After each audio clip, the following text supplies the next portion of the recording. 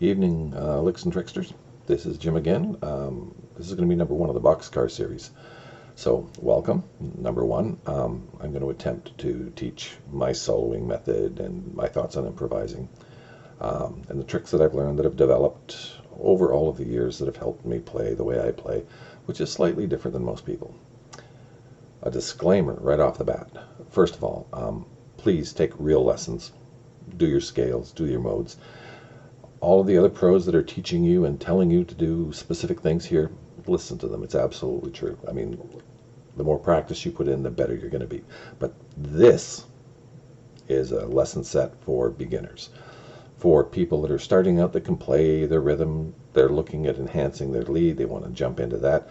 They're not confident in it. They want to become better and they want to become proficient.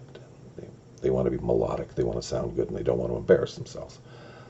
That's what this series is all about. Maybe some of you seasoned guys might find something interesting about any of this, but this is meant for them. All the rest of you guys can head to the advanced sections of whatever you need to do and get that done. I do challenge everybody. Please put out your own series. Show people some of the tricks that you can do. I watch some of you people and you do amazing things, and I'd surely love to learn how does he do this? How does he do that? You might think it's just the easiest thing in the world, but some other person might have a block and just can't figure it out. So lend a hand, so to speak, in this environment, because we're basically all here for everybody else. The one thing I do, I've always maintained it in every one of my videos, is everything I do is going to be a one-off. I don't spend hours re-recording everything and getting it all down till it's perfect. Now, that you're well aware of that when you listen to some of my stuff, because I want to show people that it's okay to make a mistake and it's okay to accidentally hit something wrong.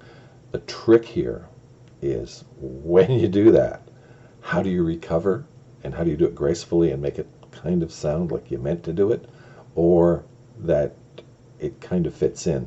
You don't just freeze. You don't stop. It's like, oh my God, what do I do? You just keep going. So we're going to use the backing track that I showed in the last video. It's a shout out to Guitar Peter on YouTube. He does phenomenal backing track videos, and people that put that type of work in, I think it's only fair that we recognize who they are.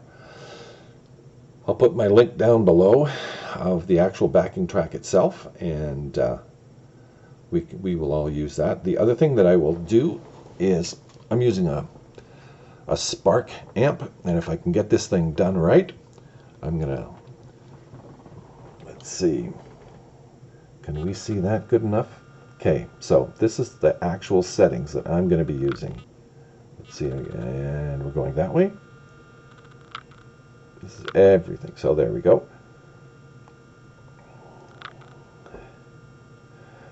This way you can pause. You can take a look at everything. Whoops, pardon me. That's, like I say, it's a one-shot. This sort of stuff happens. And that one. There we go. So those are all my tones. That little spark is going to get me what I need for the David Gilmour basic style that I'm looking for in something like this. It's what I'm going to choose anyways to use with it, all right? I'll post everything. We'll start with a couple small boxes, very first lesson, and we'll take it from there. And if anybody's got any comments or things that they're looking for specifically, let me know. But in the meantime, let's see what happens. All right, thanks.